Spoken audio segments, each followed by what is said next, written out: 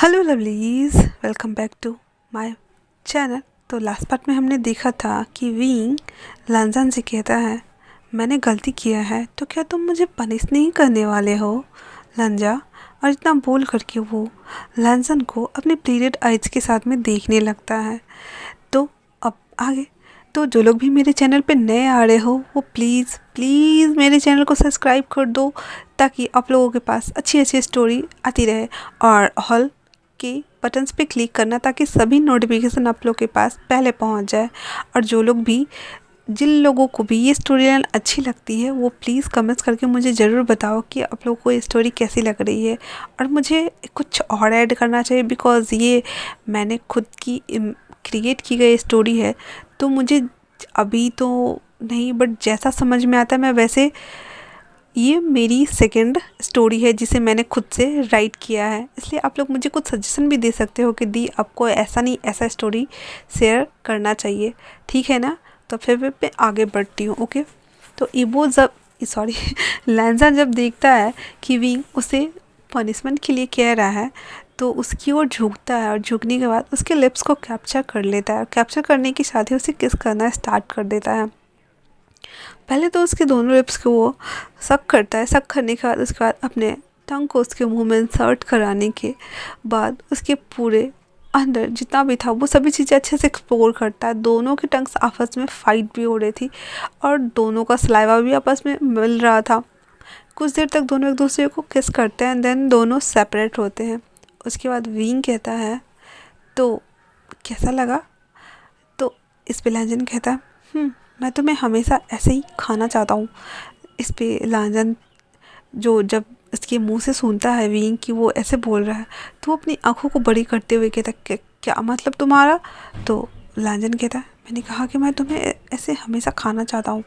तो विंग कहता बिल्कुल भी नहीं, अब अभी तो बिल्कुल भी नहीं, शादी से पहले तो तुम कुछ भी नहीं करोगे, और हटो हटो मेरे ऊपर से। ऐसा बोल करके वो अपने दोनों पैरों को हटा लेता है एंड लांजन को वो पुश कर रहा था ताकि उसके ऊपर से हट जाए। और वो बोलता है, क्या कर रहे हो, हॉस्पिटल है ना, हमें हमें ऐसा नहीं करना चाहिए। और इतना बोल करके उसे बस पुश करने ही वाला होता है, तब भी उस रूम में जांग जांग की एंट्री हो जाती है। और वो जब देखता है कि वो उसके ऊपर है, सॉरी लांजन उसके ऊपर है, तो वो गुस्से में चिल्लाते हुए कहता है, ये तुम क्या कर रहे हो। हाँ, तुम मेरे भाई की जान लेना चाहते हो क्या। अभी के अभी हटो यहाँ से, वरना। तो लांजन उसके ऊपर से हट जाता है और साइड में जाके अपना कोट को ठीक करता है, और ठीक करते ही बोलता है, वरना क्या, ये मेरा होने वाला हस्बैंड है। तो इस पर जियांगचन कहता है, ये होने वाला हस्बैंड है, हुआ नहीं है। तो इस पर लांजन ने कहता है, सो व्हाट, हुआ नहीं है या फिर होने वाला है, व्हाट एवर, बट ये मेरा हस्बैंड है, यही मैटर करता है, और मैं अपने हस्बैंड से प्यार करता हूँ। इतना बोलने के साथ ही वो जान सॉरी विंग के बालों को अभी जस्ट मैंने यार वो वाली स्टोरी रिकॉर्ड की है ना, मेरे मुंह में यही आ रहा है। तो वो विंग के बालों को थोड़ा सा साइड करता है, एंड साइड करने के बाद उसके फोरहेड पे किस करता है, एंड उसके नाक पे थोड़ा सा स्लाइड करता है, एंड कहता है, मैं तुमसे बाद में मिलने आऊँगा, मुझे अभी काम है। और इतना बोल करके वो अपना फ़ोन उठाता है जो उसने साइड टेबल पे रखा हुआ था, जो विंग के दूसरे साइड था और वो दूसरी साइड खड़ा था। तो वो उसके ऊपर से ही जब वो फ़ोन ले रहा था तो उसके हाथ जो थे वो तो टेबल पर ही थे, बट उसका फेस जहाँ विंग के पूरा ऊपर था। और वो दोनों एक से कुछ सेकंड्स के लिए एक दूसरे को वैसे ही देखते हैं, एंड उसके बाद लांजान विंग को वापस से उसके चिक्स पे किस करता है, कहता है, मैं बहुत जल्दी आ जाऊंगा। और ऐसा बोल करके वो वहाँ से चला जाता है। वहीं जियांगचेन वो तो गुस्से में लाल पीला हो रहा था और अपने दांत पिसते हुए कहता है, यू बॉस्टर्ड, तुम्हें तो मैं छोड़ूंगा नहीं। और उसके जाने के बाद वो अपने भाई के पास आ आता है और उसके बालों को सहलाते हुए कहता है, तुम ठीक हो। तो इस पे विंग कहता है, हाँ अच्छे, मैं ठीक हूँ, और मैं कब से हूँ यहाँ पे। तो जियांगचेन कहता है, ज़्यादा टाइम नहीं हुआ है, बस 2-3 घंटे ही हुए हैं, तुम बेहोश हो गए थे। तुम बेहोश कैसे हो गए। तो विंग कहता है, मुझे नहीं पता आचेंग मैं बेहोश कैसे हो गया, बट वो सब सुनने के बाद मुझे अजीब फील हो रहा था और मुझे हल्का हल्का गर्मी जैसा भी फील हो रहा था। तो इस पे आचेंग कहता है, क्या तुमने कुछ पिया था। तो इस पे झांगचिंग कहता है ठीक है कोई बात नहीं, मैं पता लगा लूँगा, तुम रेस्ट करो अभी। और उसके बाद वो कहता है मॉम कहाँ है, तो मायू। तो आचिंग कहता है मॉम थोड़ी देर में आ जाएंगी, प्लीज़ तुम आराम करो ठीक है। और हम सब कितना परेशान हो गए थे तुम जानते हो ना, और तुमने उसे माफ़ कर दिया। तो इस पे जो विंग था वो अपना हेड नीचे कर लेता है, कुछ नहीं बोल रहा था।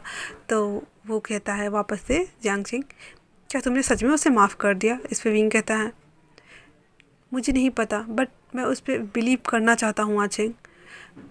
और इतना बोल करके वो बस अपने भाई को देख रहा होता है। तो आचिंग कहता है ठीक है फिर, जब तुम उसे चांस देना चाहते हो तो मैं तुम्हारे फैसले का रिस्पेक्ट करता हूँ, मैं तुम्हारे साथ हूँ। और ऐसा बोल करके वो अपने भाई के बालों पे किस करता है लाइटली सा, और वहाँ से वो भी चला जाता है। अब 2-3 घंटे बाद वो वापस से सो गया था, बिकॉज़ वो हॉस्पिटलाइज था और उसे डॉक्टर ने और सभी लोगों ने कहा था तुम रेस्ट करो छोटे बेबी के जैसे, तो वो रेस्ट ही कर रहा था।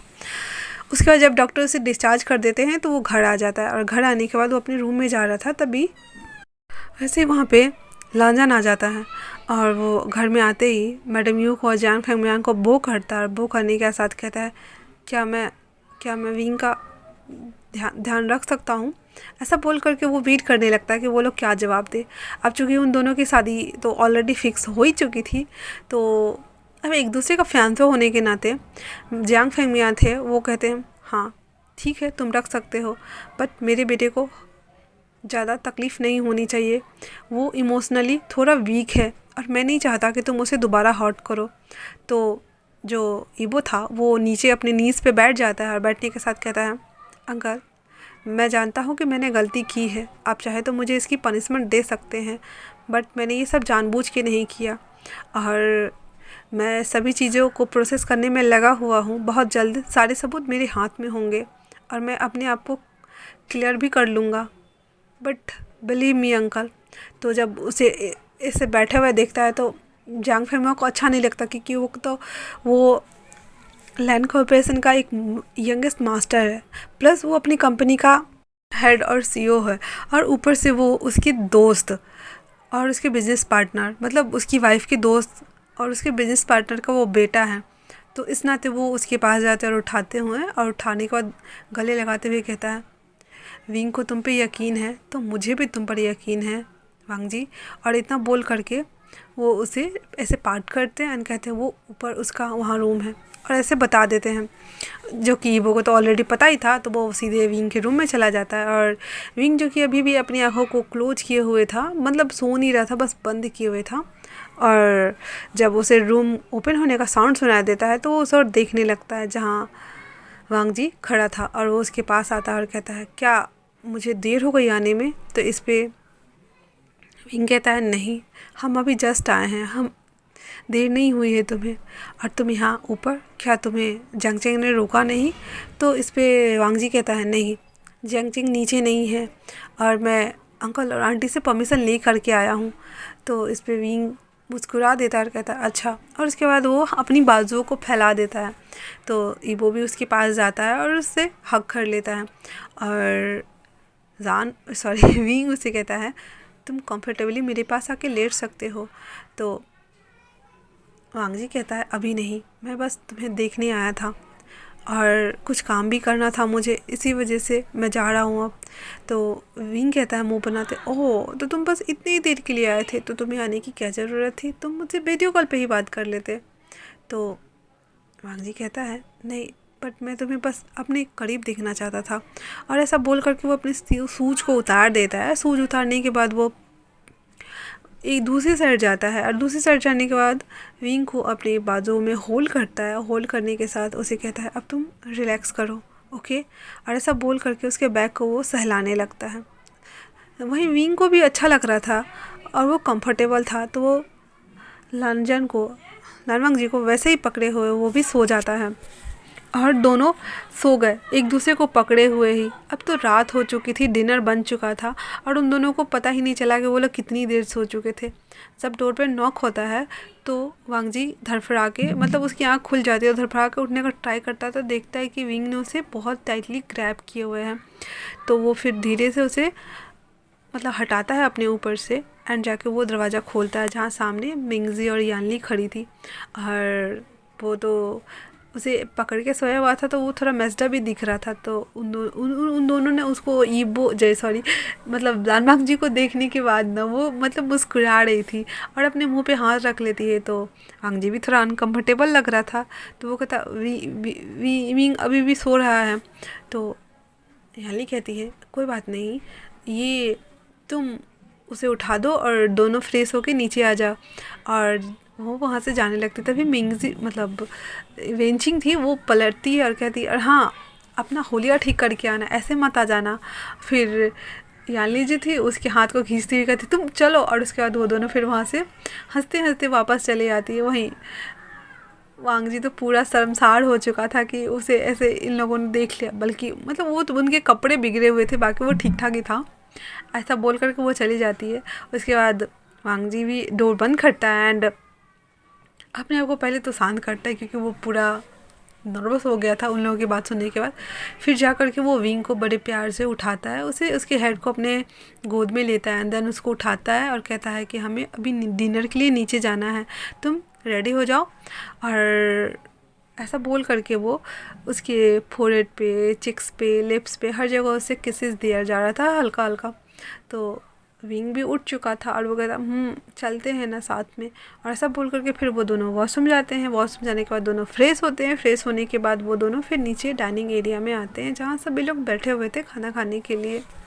और वहाँ आने के साथ ही जब आचेंग देखता है कि वांगजी भी यहीं हैं, तो टेबल पे हाथ मारते हुए कहता है तुम यहाँ वापस से आ गए। तो इस पे उसके जो डैड थे जियांग फैन, वो कहते हैं आचेंग ये क्या बिहेव है, तुम यंग मास्टर से ऐसे कैसे बात कर सकते हो। तो आचेंग मुंह बनाते हुए कहता है यंग मास्टर काहे का यंग मास्टर, इसने मेरे भाई को इतना परेशान किया है, तुम देखो मैं तुम्हें कितना परेशान करता हूँ रात को। ऐसा बोल करके वो चुपचाप सभी लोग खाना खाना स्टार्ट कर देते हैं। अब खाना खा चुकने के बाद थोड़ी देर मैडम यूँ अपने बेटे और विंग को और यानली को दोनों को थोड़ा लाड करती हैं, क्योंकि यानली प्रेग्नेंट थी और वो उसके साथ मतलब रहने के लिए आई थी, जब तक कि विंग थोड़ा सा सभी चीज़ें मैटर सॉल्व ना हो जाए और विंग भी थोड़ा कंफर्टेबल ना हो जाए तब तक के लिए। एंड उसके बाद सभी लोगों को सोने के लिए बोलते हैं मैडम यू जाने के लिए। तो वेंचिंग और यानली एक कमरे में चली जाती हैं, और क्योंकि अभी दोनों की शादी नहीं हुई थी तो दोनों एक कमरे में रह नहीं रहे थे। और वहीं पे जियांगचेंग को भी बोलते हैं अपने रूम में चले जाने, वो उस समय चला जाता है। वांग जी और विंग एक कमरे में जाते हैं, बिकॉज वांग जी ने कहा था कि वो अपना काम करेगा और वो रात में इसका ध्यान भी रख लेगा। तो मैडम यूँ मान गई थी तो वो जाने देते हैं। पर जियांगचेंग को कहाँ चैन था। सभी लोग के जाने के बाद जब जियांगचेंग देख लेता है कि सभी लोग अपने अपने रूम में जाके पैक हो चुके हैं, तो वो अपना रूम से पिल्लो लेता है और पिल्लो लेके वो सीधे विंग के डोर पे आके नॉक करता है। विंग तो लेटा हुआ था दवाई ववाई खा करके। तो वांग जी आके डोर ओपन करता है, तो वो पूछता है क्या बात है। वो कुछ जवाब नहीं देता वांग जी को और सीधे अंदर आ जाता है। और विंग और वांग जी के जो पिल्लो थे उसके बीच में वो अपना पिल्लो रखते हुए जाके लेट जाता है और कहता है तुम मेरे भाई से दूर रहो वरना मैं तुम्हें मार डालूँगा। और ऐसा बोल करके वो विंग को हक कर लेता है और हक करके वो सो जाता है। विंग शॉकिंग के साथ में आचिंग को देख रहा था और ईवो को भी देख रहा था। और ईवो को गुस्सा तो आ रहा था, बट वो अभी कुछ नहीं कर सकता था। उसे बस विंग के साथ रहना था, यही काफ़ी था उसके लिए। तो आज के लिए इतना ही। अब नेक्स्ट पार्ट में देखते हैं कि ये रात इन लोग की कैसे जाने वाली है। और अगर जो लोग भी मेरे चैनल पे नए आ रहे हैं यार, प्लीज़ मेरे चैनल को सब्सक्राइब करो, लाइक करो, कमेंट्स करो। ओके, तब तक के लिए बाय बाय।